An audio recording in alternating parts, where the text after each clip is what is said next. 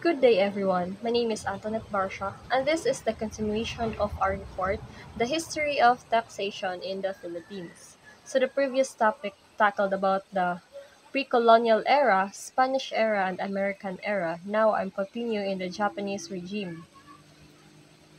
So during the Japanese regime, it was in World War II, and the Japanese introduces new currency, which was known as the Japanese invasion money or the Mickey Mouse currency. Um, the Japanese also implemented new taxes, but overall, the tax structure was remained largely based in the existing system established by the American colonial government.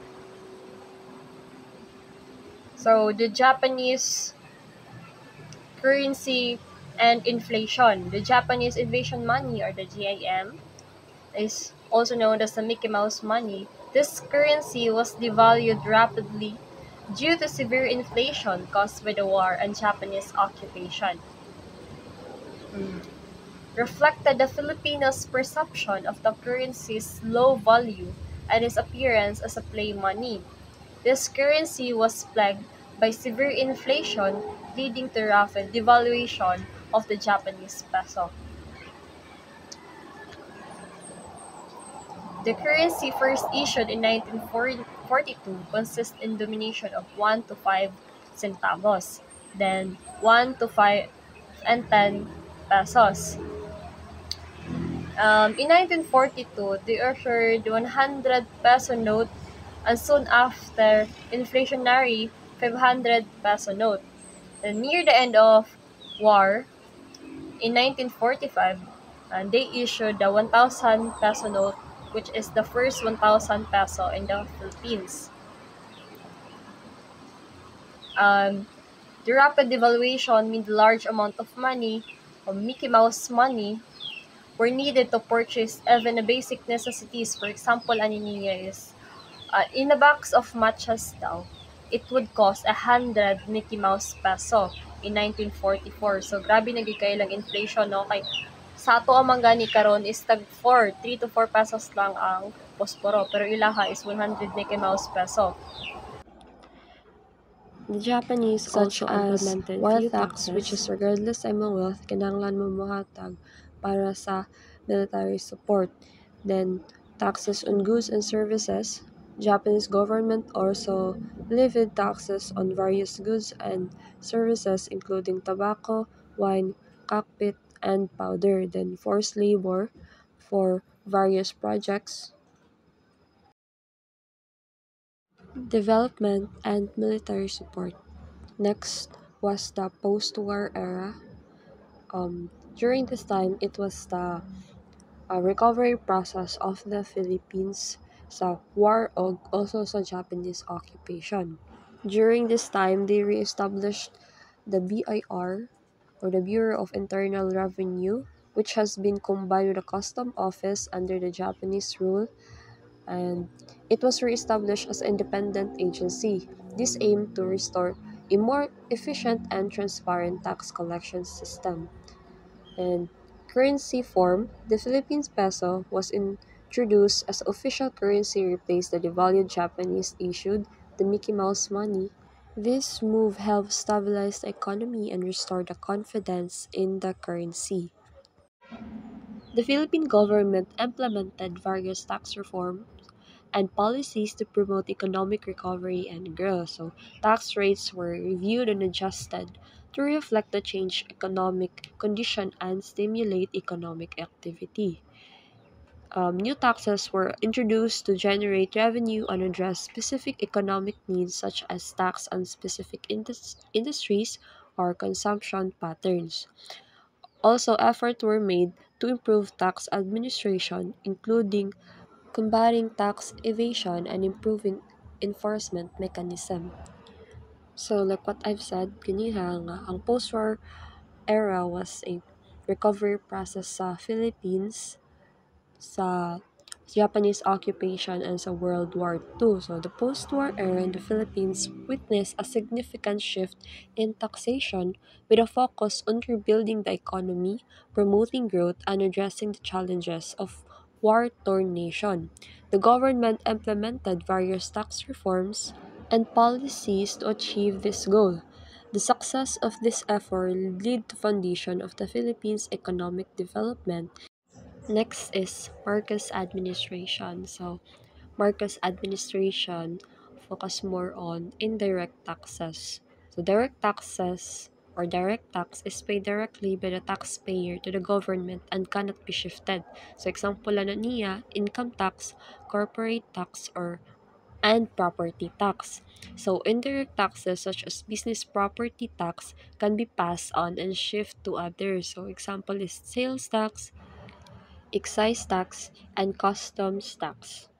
The government imposed 35% tariff on internal trade and significantly higher than the 25% rate on direct taxes. This strategy aimed to generate revenue from imports while encouraging domestic production. While the administration did implement some direct taxes, their share of total tax revenue remained relatively low.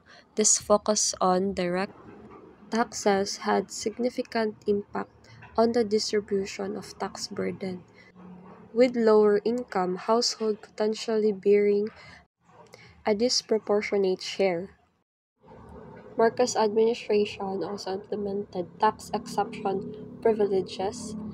Business and industries deemed crucial for growth were granted tax exception privileges, and tariff reform program and imported liberalization programs or ILM. This program were designed to reduce tariffs and promote free trade.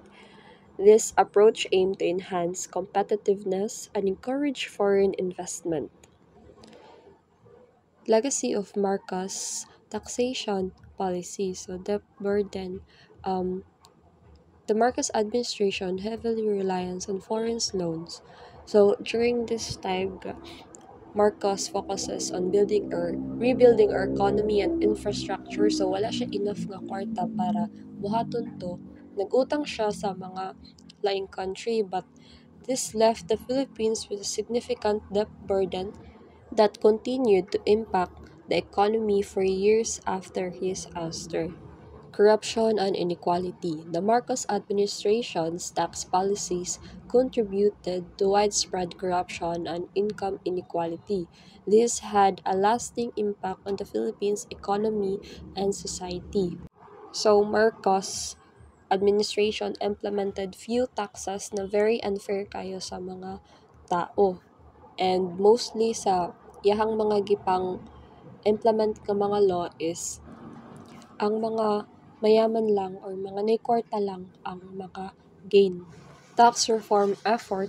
Despite the challenges, the Marcos administration did make some progress in modernizing the tax system. This provide a foundation for future tax reforms. Good afternoon, everyone. I am Jamaica Cabaya, and now we're going to continue our report titled The History of Taxation in the Philippines, Cory Aquino and Fidel Ramos Presidency. So mag-start na kay Corazon Aquino. First is ang legacy of Marcos. So, ang legacy of Marcos, diri is gidawat na or na-maintain na ni Cory Aquino ang sistema sa buwis ani ni Marcos, which more napansin sa mga tao or napansin sa tanan na nabalot siya sa korupsyon. So which is ang pamumuno GDI ni Marcos before is ilang main problem is ang tax evasion na namana ni Cory during her presidency. Then abutan pa sa iyaha. So, ang next is ang Tax Reform Act of 1986. So, kanina law is na-create ni siya or natatag ni siya na batas para ma-maintain or mapamaayo ang sistema sa buwis or sa tax when it comes sa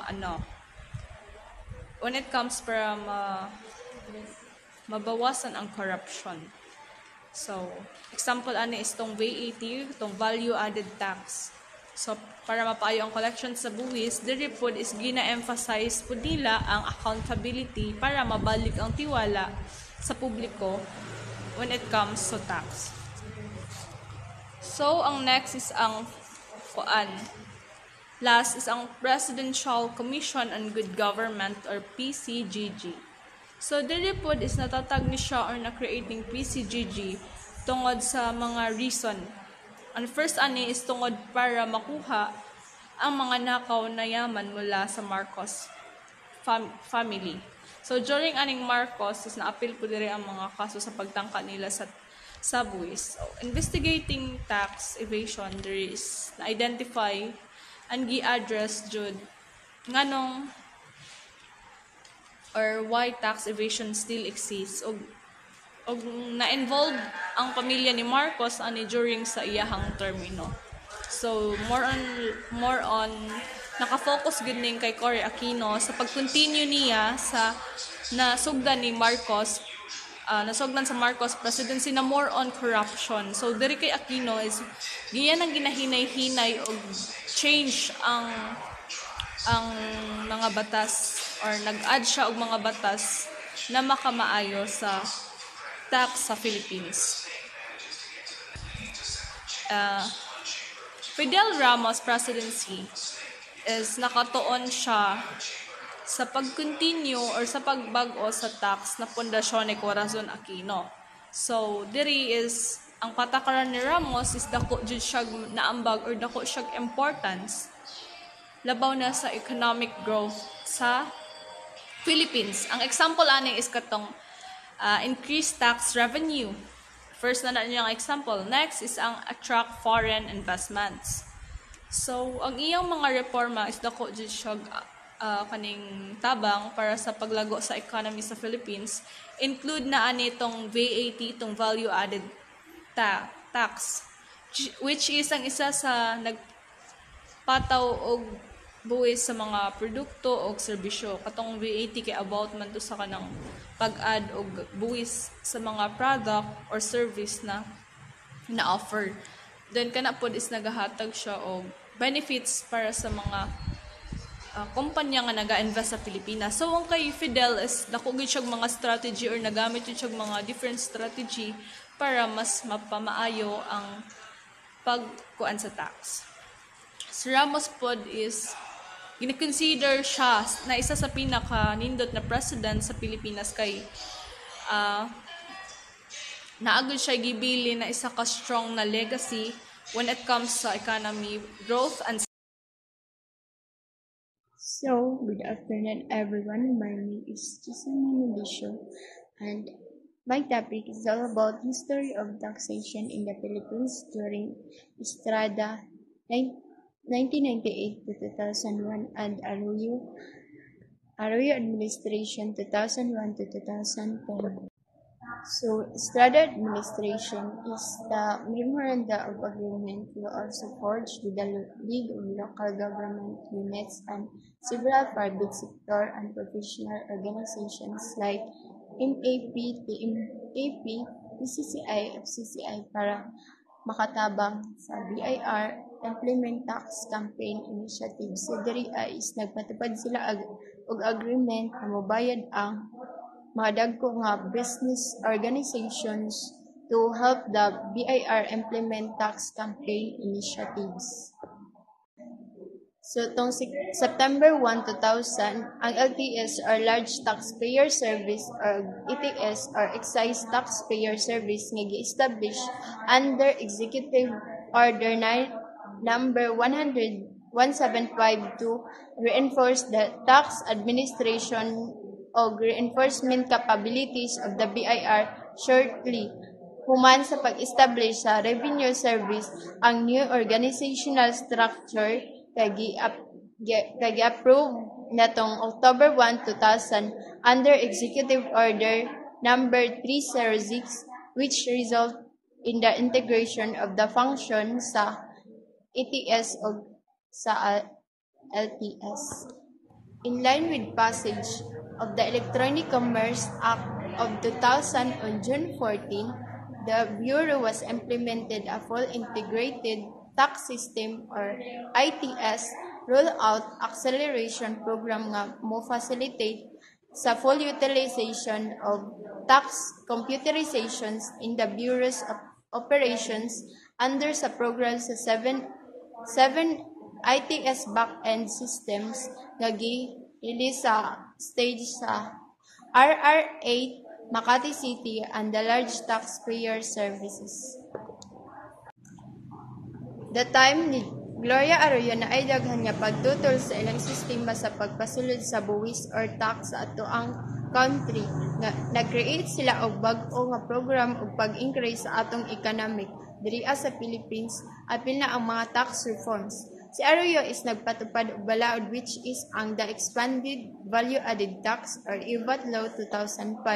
It is one of the important tax reforms during Arroyo's administration. Gi-implement nga EVAT Law in 2005 which is the law increased the VAT rate from 10% to 12% which aimed to broaden or gadakon na ang tax base and generate additional revenue for the government. So this move controversial and faced opposition.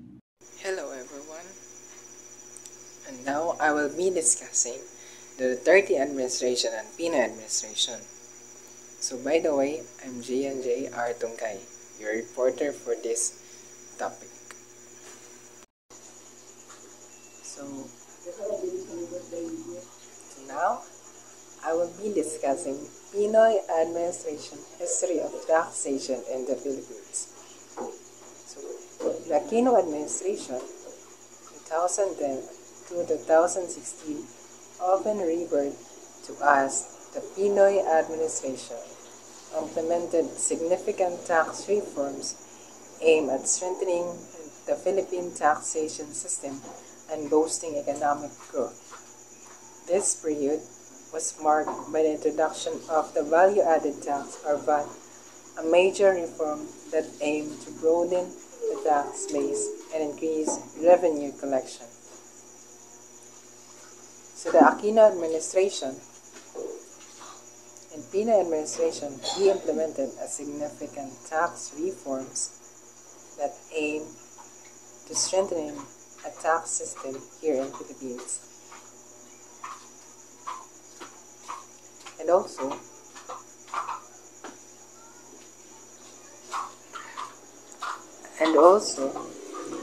para mas mapabuti pa ang economic growth dito sa Pilipinas. So, he implemented a good tax system that aimed to strengthening and the tax system here in Philippines so that the tax system will be contribute to the rapid existing of those projects or the upcoming project. For us, or for the Filipinos, for the Filipinos to be able to benefit a certain project that was going to be out or going to be do. So that's the Aquino Pinoy administration. So here are some key tax reforms during the Aquino administration. So the first one is value-added tax or VAT implementation. The VAT was introduced in 1986 under the Aquino administration and became effective in 1988. This reform aimed to shift the tax burden from direct taxes to indirect taxes, making the tax system more equitable and efficient. So the VAT or the value-added tax aim to making different the tax situation from direct tax burden to indirect taxes, which means if you have an obligation to pay tax, you could not be cannot be stressed full, not stress you could not be stressful to think that to think your obligation. Instead,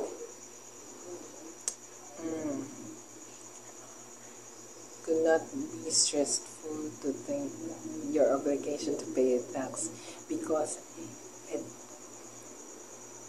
because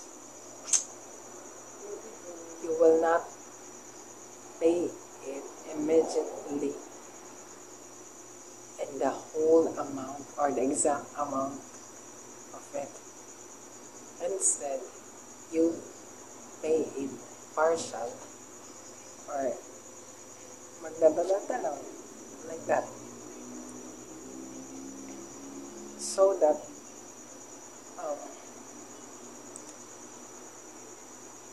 you can, what we call this one, hindi na ka mabugatan because dili na nimo bayaran tanan dayon in exact in a certain or in a particular day. So that's the VAT or the value added tax. So next, the next one is sin tax reform. The Aquino administration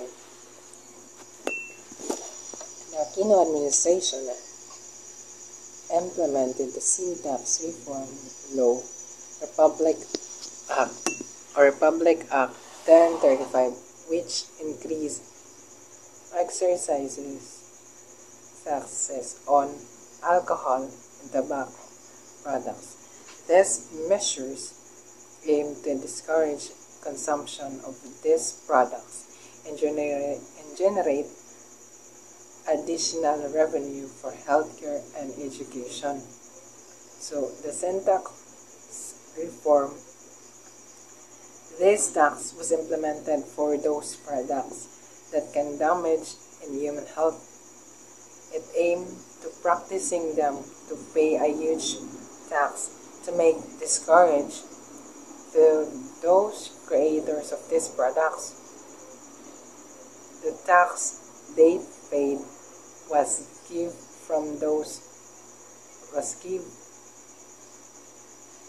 to those organizations being created to help by rapidly economic growth.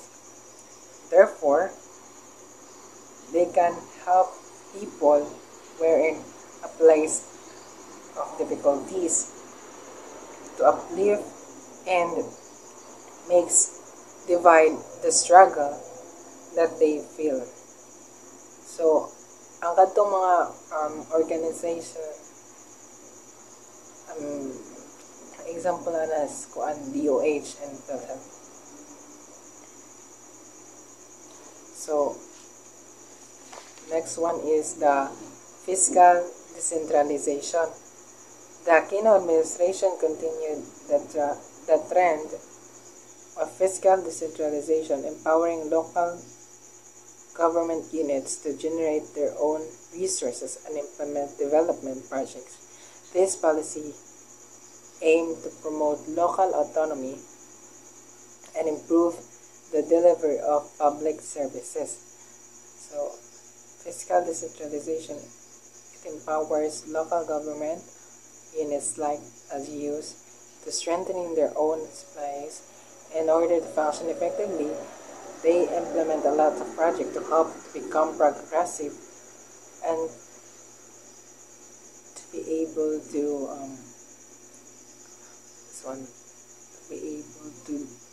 benefit those people that able to benefit some peoples. So the next is impact of tax reforms on the Philippine economic. So the tax reforms implemented during the Aquino administration had a positive impact on the Philippine economic. The VAT in particular contributed to a significant increase in government revenue, which allowed for greater investment in infrastructure, education, and healthcare.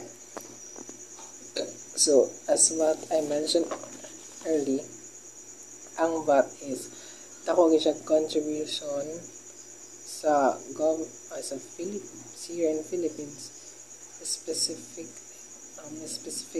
in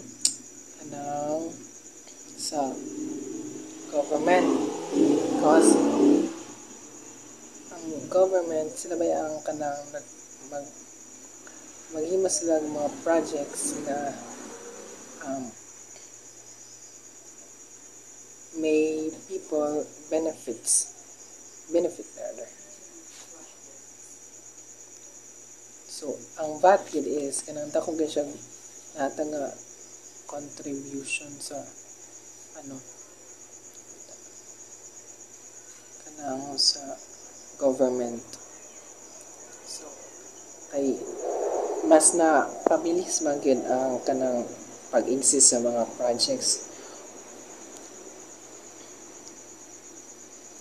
So ato. Tapos the sin tax reform also yielded substantial revenue which was allocated to the Department of Health or DOH and PhilHealth. This resulted in significant increase in healthcare spending, leading to improvement in public service. So, katong sa sin tax reform, ang mga tax nga nila, ang mga tax nga ilang gipong bayad, which matunga siya na isa government in government in napod sa DOH and the PhilHealth kay ang DOH sila ba yung magpaano ka ng murag halagang information ito ba at information nga magpakuantap murag silang natuuhan tapos ang PhilHealth kaning PhilHealth maunay ka ng mutabang sa mga tao nga katong na bugatan sa mga kanang bills sa like sa hospital. So ma-divide nilang kanang problema nga na face sa mga tao.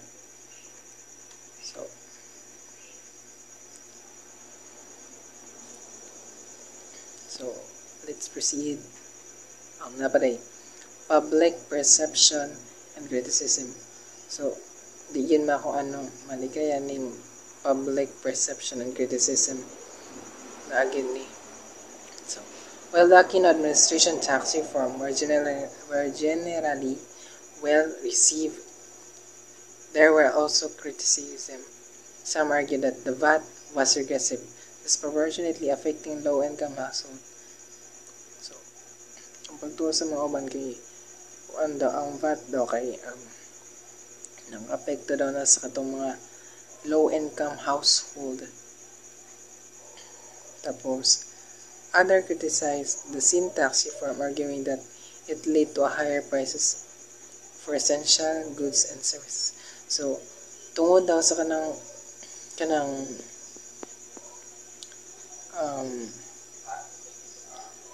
tungod daw sa kanang pagtaas sa pagsingil sa kanang katong mga products nga makahatag og sakit sa human sakit sa tao is kanang mo pa daw ka ng rason nga mo ka ng mutaas ang mga tumakuan tong mga essential goods or katong daily needs sa mga tao and services. So that's the public perception and criticism during the Pinoy Aquino administration. So let's proceed to the Duterte administration, 2016 to 2022. Duterte implemented significant tax reforms in the Philippines, aiming to boost economic growth and improve tax collection efficiency. These reforms were part of the Comprehensive Tax Reform Program, or CTRP, a multi-year plan to modernize the country's tax system. So, we all know that Duterte have a great contribution sa Philippines. At ang example dari katong sa drugs. Diba, ni decrease baya ang kaysa drugs ato. It's because of Duterte kay murag control niya, he controlled the drugs status here in the Philippines. So si Duterte daw dire sa taxation po, si Duterte daw he implemented a tax which kanang what we call this one,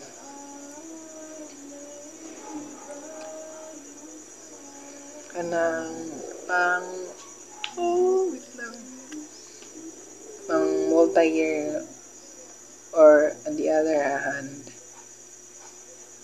murag forever na gyud ka kuan plan para ma-modernize daw ang country in terms of tax system. So Duterte has implemented tax reform for acceleration and inclusion, or TRAIN law, in 2018. This law was the first package of the CTRP and aimed to simplify the tax system, lower income tax rates for most individuals, and broaden the tax base. It introduced new excise taxes on petroleum products, sweetened beverages, and cosmetic procedures, while also expanding the value-added tax base. So si Duterte daw is kaning those mention nga kanang mga products is gitrain down o kanang mo na yung pinakauna nga first package sa PRT.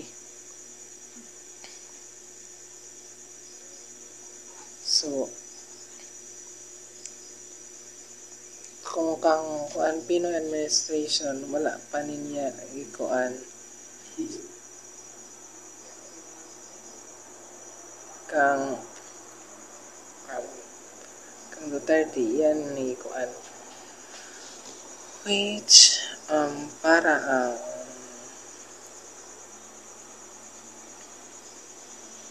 marang na apila din yung mga desa kuan petroleum products kay ang mga gasoline o mga sweetened beverages, mga tamis or mga pagkaon like that. Tapos cosmetic products, procedures other. Although iyan ang gikuan nga mga products nga murag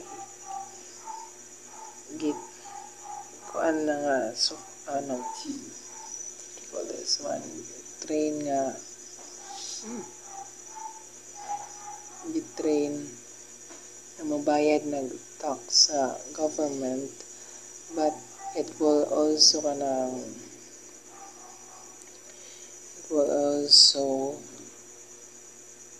expanding the value added tax, which is kuan gyapon di gyapon malisudan ng mga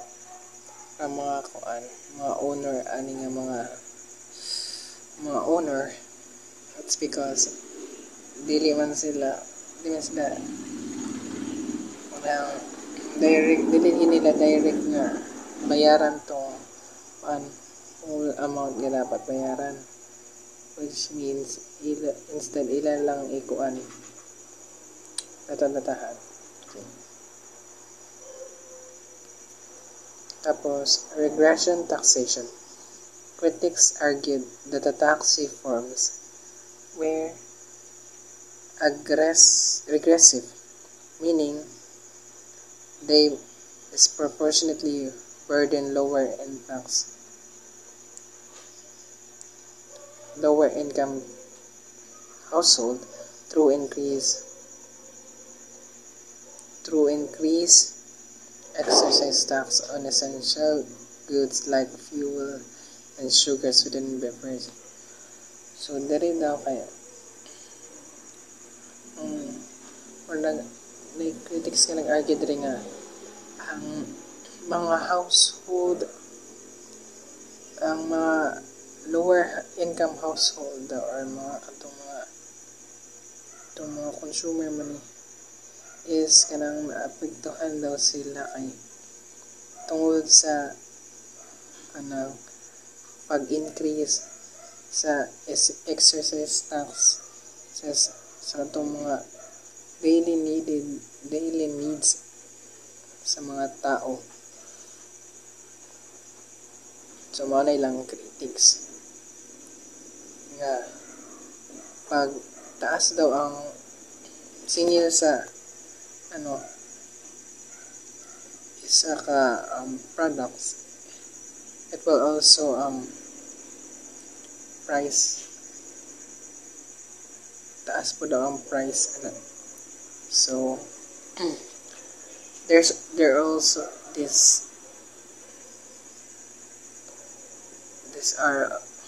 here are also impact on the informal sector.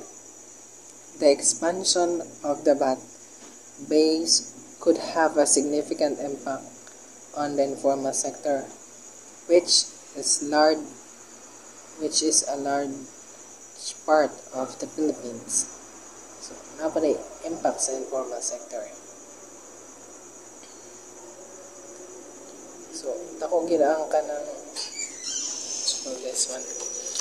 Dako gid ang contribution na hanatag sa VAT o the value added tax. Kaya siya may nagpagaan sa kanang katong mga owner sa enterprises na dili na mabugatan sa pagbayad nila tax kay di naman sila kanang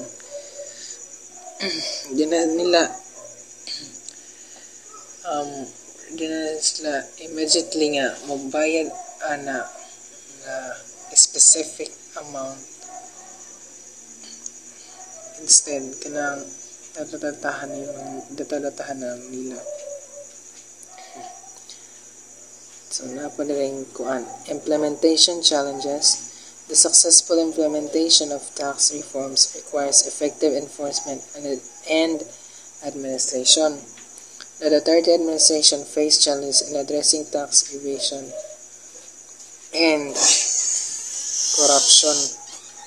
So,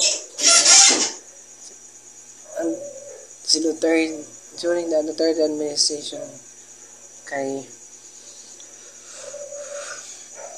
nag-face ng mga challenges para